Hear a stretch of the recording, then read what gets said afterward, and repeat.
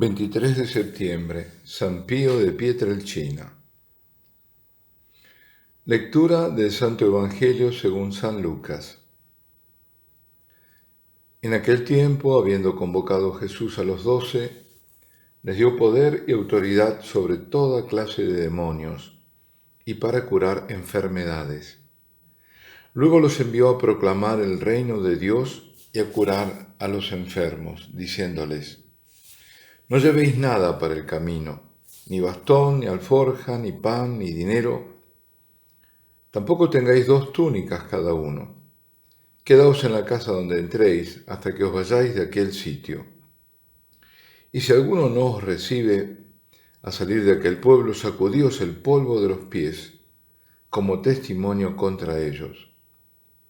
Se pusieron en camino y fueron de aldea en aldea, anunciando la buena noticia y curando en todas partes. Palabra del Señor. En este breve pasaje se evidencia primero que el poder de hacer el bien y de combatir el mal que les dado a los apóstoles vienen del Señor que los envía. Y segundo, lo más importante, los envía ¿a qué? A proclamar el reino de Dios y al mismo tiempo a sanar a los enfermos, sean estos físicos o de una enfermedad espiritual. En definitiva, lo más importante es Dios y también la caridad hacia el prójimo. Les recomienda no distraerse en su camino, ni siquiera por cosas materiales para su subsistencia, porque el Señor provee. Y es lo que le dirá ya no solo a los apóstoles, sino a todos: buscad el reino y su justicia, que todo el resto vendrá por añadidura. A ellos no les dice buscad, sino proclamad el reino. Y a los demás les está diciendo buscad ese reino. Ese reino que es proclamado por la Iglesia, por sus pastores, porque ese es el mandato fundamental. El pastor no viene a hablar de cuestiones, o no debe, sociales ni políticas, sino a proclamar el reino de Dios, la salvación. Y el Señor obra maravillas, sana cuerpos, espíritus, provee a los necesitados y lo hace por medio de los santos. Y uno grande de este tiempo es el capuchino, el Padre Pío de Pietrelcina, que parece justamente este evangelio, que es el que en realidad corresponde al tiempo ordinario, muy apropiado para recordar a este gran santo, que vivió despojado de todo y no moviéndose de su convento, atrajo multitudes, además un convento al final del mapa, ¿no? de Italia, en la Puglia, pero al final de la Puglia, o casi al final, y llegó a levantar un imponente hospital, la Casa de Sollievo de la Sofferenza, es decir, del alivio del sufrimiento. Él realmente cumplió en todo esto. Estaba despojado de todo y expulsó demonios y curó enfermedades y proclamó el reino de Dios con su vida, con su obra, con sus palabras. Este gran taumaturgo, es decir, sanador, digamos, de males físicos, fue también director espiritual de muchas almas y un apóstol del confesionario. Suena feo, confesionario, se dice así. Bueno, también está permitido decir confesionario. El 20 de septiembre de 1918 recibe los estigmas de la pasión de Cristo. Esos estigmas, esas llagas que van a permanecer abiertas, sangrantes y dolorosas también, durante 50 años, hasta su muerte, que ocurre justamente 3 días después del aniversario, el 23 de septiembre de 1968. 20 de septiembre la recibe, del 18, 23 de septiembre de 68 pasa a la eternidad.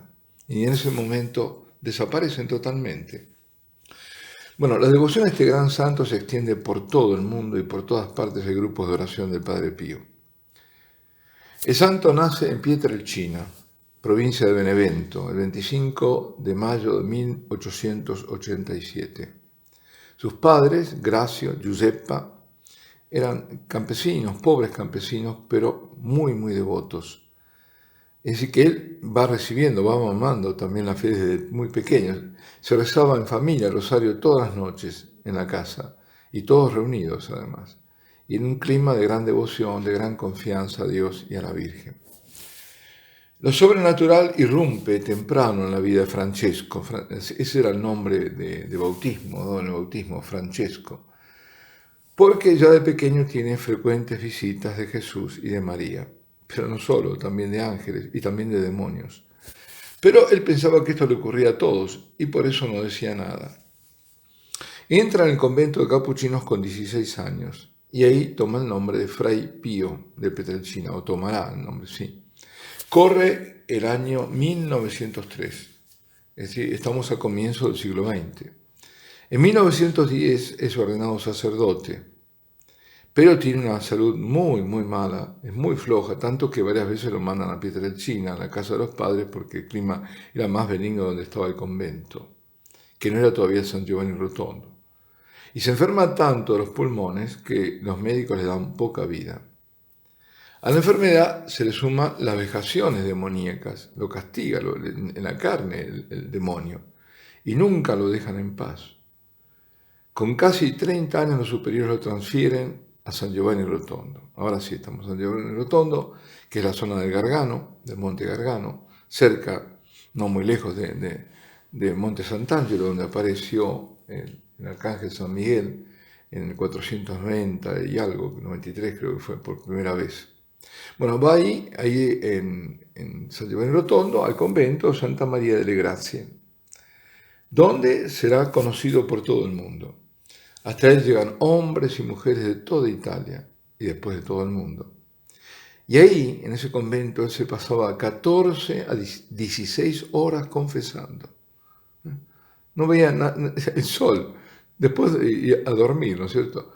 Este ministerio de salvación de tantísimas almas recibe la fuerza en la oración. En la oración y sobre todo el Santo Rosario. Y en la Eucaristía. Padre Pío es incansable también en la recitación del Rosario. Y la Eucaristía famosa que celebraba cada día muy temprano. Y todo esto, todo este ministerio, a pesar de grandes sufrimientos físicos y morales, y de noches en las que el demonio no lo dejaba dormir.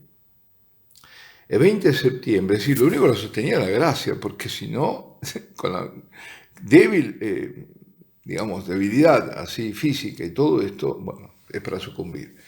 El 20 de septiembre del 2018, del 2018, ya me pasé de años, de 1918, recibe los estigmas que lo llevará consigo todo el resto de su vida, o sea, como decía, durante 50 años. Pero estos estigmas encima son motivos de humillaciones, de calumnias. Es sometido a humillantes inspecciones canónicas. Y él, obediente, todo lo soporta. Él obedece en todo, menos en una sola cosa no obedeció. Ahí se puso firme, cuando le pidieron los fondos de la casa del Soliego. Dijo, no, porque no me pertenece a mí, es de los pobres.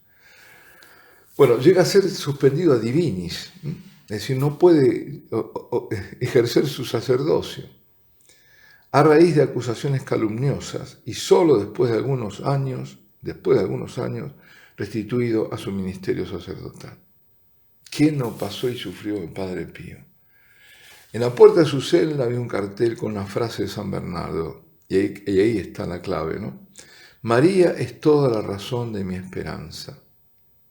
En María está la clave, está el secreto de la grandeza de este Padre Pío, el secreto de su santidad.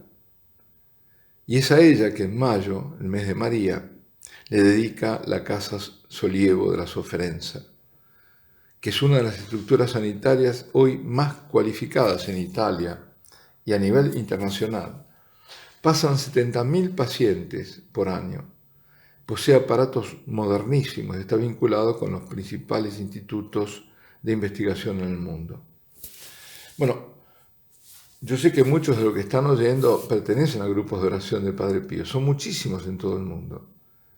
Y estos grupos de oración los originó él mismo en los años 40 para combatir con la oración la tremenda realidad de la Segunda Guerra Mundial.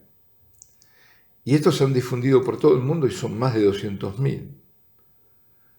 Estos grupos y la Casa Soliego de la Sofrenza son parte de su herencia espiritual, lo que él ha dejado, entre otras cosas, porque también gran parte es tantos y tantas conversiones. La devoción del Padre Pío a la Virgen era total, absoluta, y se sentía protegido por ella cuando lo atacaba el cosaco, así lo llamaba al demonio, el cosaco. 2 veces en su vida fue sanado por intervenciones milagrosas de la Madre de Dios. Una vez en 1911 y la última vez en 1959. Ahí ya en el 59 los médicos lo daban por muerto, no había nada que hacer, no había más nada que hacer. Pero ¿qué pasó? Llegó la Virgen. Llegó la Virgen peregrina de Fátima, San Giovanni Rotondo. Y el 6 de agosto de 1959, Padre Pío fue sanado improvisamente ante el asombro y ante la alegría de todos sus devotos. Una vez le preguntaron si existía un atajo para ir al paraíso. Dijo, sí, es la Virgen. Y decía Padre Pío que ella es el mar a través del cual se alcanzan las playas de los eternos esplendores. Qué maravilla, ¿eh?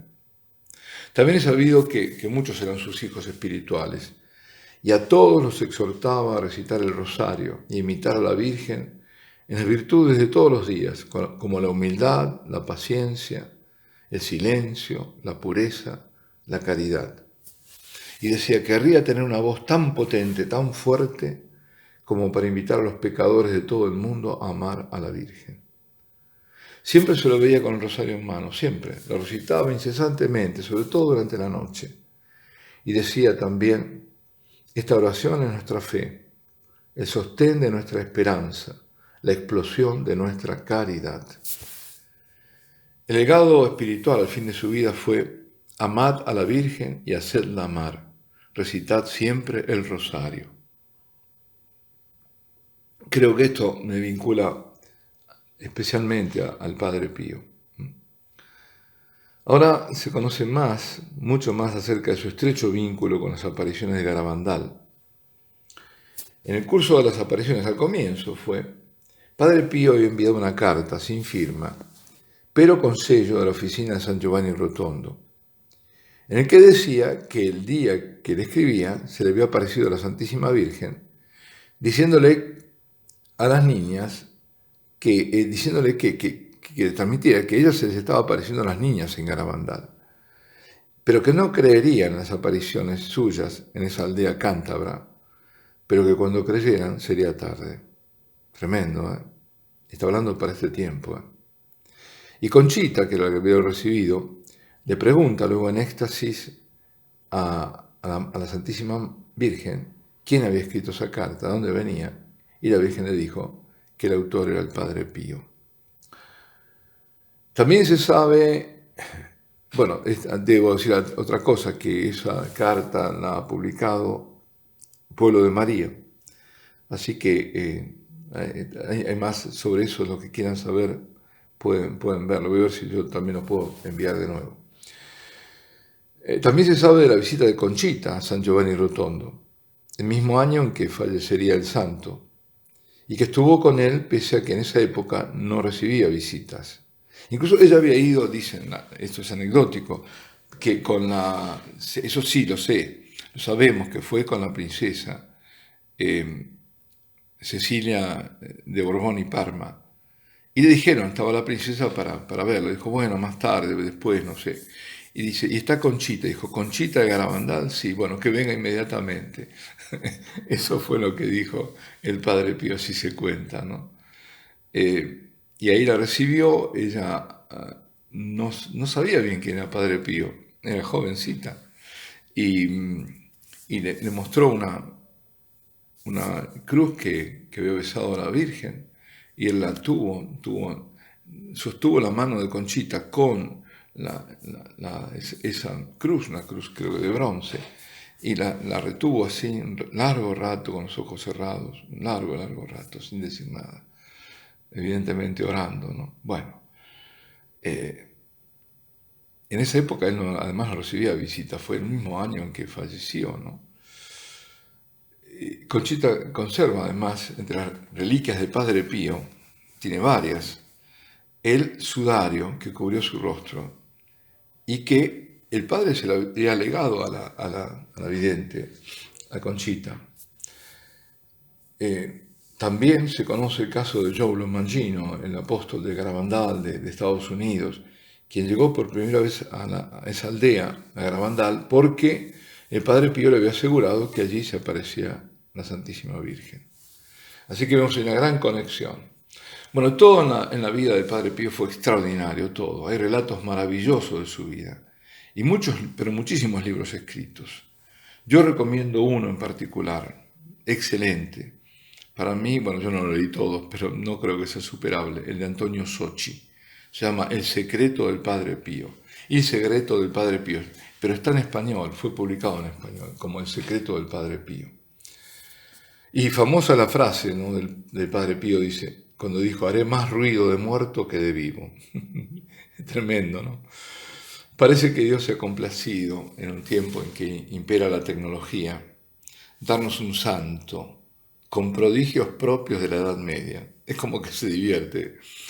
Otro capuchino, el padre Raniero Cantalamessa, dijo, si todo el mundo corre detrás del Padre Pío, como un día lo hacía detrás de Francesco de Assisi, es porque intuye vagamente que no será la técnica con todos sus recursos, ni la ciencia con todas sus promesas las que nos salven, sino la santidad, que luego es como decir el amor. En este sacerdote franciscano, capuchino, hosco, porque se lo veía hosco a veces y a veces tenía salidas tremendas, se encerraba en esa cáscara un amor profundísimo, increíble, porque él llevaba en sí mismo no solo los estigmas, sino al mismo Cristo. El Señor esté con vosotros. La bendición de Dios Todopoderoso, Padre, Hijo y Espíritu Santo, descienda sobre vosotros y permanezca para siempre. Y esto además lo ruego por la intercesión del Padre Pío.